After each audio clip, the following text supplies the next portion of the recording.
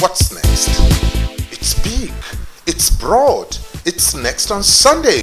With 6 sections and pullouts, including glossy color fashion magazine, Elan. There's something in it for everyone. Next on Sunday. Ask your vendor and buy it. Hello, I'm Hawa Mukan and this is Next News. The federal government on Tuesday arraigned a businesswoman, Ngozi Chukwuebueze, 39, before the Federal High Court in Lagos, Nigeria, for allegedly issuing a dishonored check of 4 million naira. Ms. Chukwuebueze was alleged to have on June 10, 2008, collected the 4 million naira from a company, Grand National Limited Lagos, but failed to repay the amount when due. The prosecution claimed that the accused on a 3-count charge later issued a check in the same name of the company, which was dishonored for lack of sufficient funds. When the charge was read to her, she pleaded not guilty to the charge. In his ruling, Justice Okechukwu Okeke granted bail to the accused person in the sum of 1 million naira with 2 sureties. Members of the Bauchi State House of Assembly in Nigeria on Tuesday passed a resolution dissolving a 7-man panel inaugurated by the state's chief judge, Justice Sabo Darazo. The panel was inaugurated to investigate charges brought against the state's deputy governor, Garba Gadi. Mr. Gadi is being accused of misappropriating 2 million naira as the Commissioner of Lands, drawing double traveling allowances during a single trip to Saudi Arabia as the state's Amirul Hajj, as well as granting undisclosed financial approvals beyond his limit as deputy governor. The dissolution followed the adoption of a motion raised under matters of urgent public importance by the majority leader Adamu Siroma.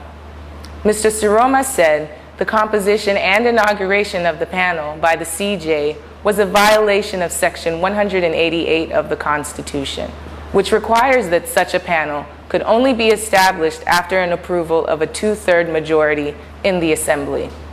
In a letter addressed to the Assembly on Tuesday, the embattled deputy governor denied these allegations.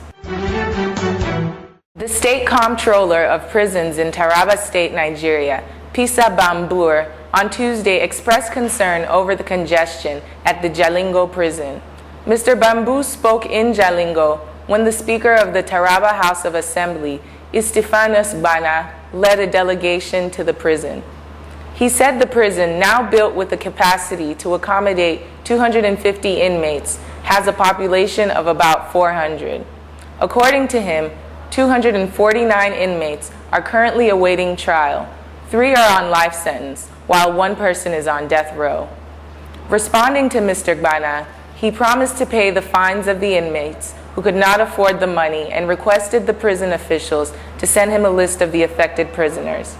Mr. Bana said the gesture should not be seen as an encouragement to commit crime, adding that the second-time offenders were not included. The president of the Nigerian Council of Registered Insurance Brokers, Dede Ijere, on Tuesday decried the false outstanding premium figures being declared by some insurance companies. Mr. Ijere said this in Lagos at the body's members' evening hosted by Equity Assurance PLC.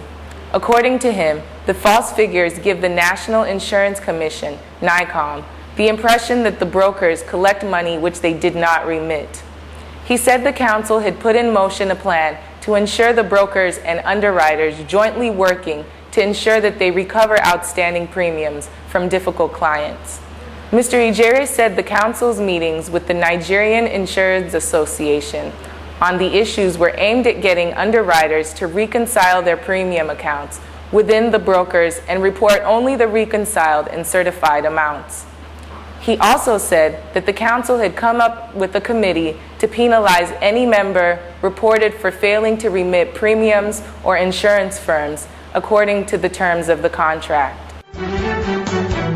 Former Nigerian President Olusegun Obasanjo's son Gbenga and his divorced wife Moji on Tuesday failed to agree on a timetable for him to have access to their children. The duo, with their counsels, battled before Justice Elfrida Williams Daudu over the custody of the children. After meeting the parties at a compulsory conference in her chambers, Justice Williams Daudu adjourned the case to July 14th, in spite of several stand-downs in the case. Mr. Ade, counsel to Mr. Gbenga, told the court that all he wanted was permission to see his children weekly during their school short holidays and 2 weeks access during the long holidays, and a once-a-month access during normal school sessions. He also wanted access to visit the children in school as a parent helper. The proposal did not go down well with Moji, who maintained that she could not only allow him access to the children for only 1 week during the long vacation and 1 Saturday every month during the short vacation, adding that they would not sleep over during these visits. Thank you for watching Next News. For more details and other stories, please visit www.234next.com.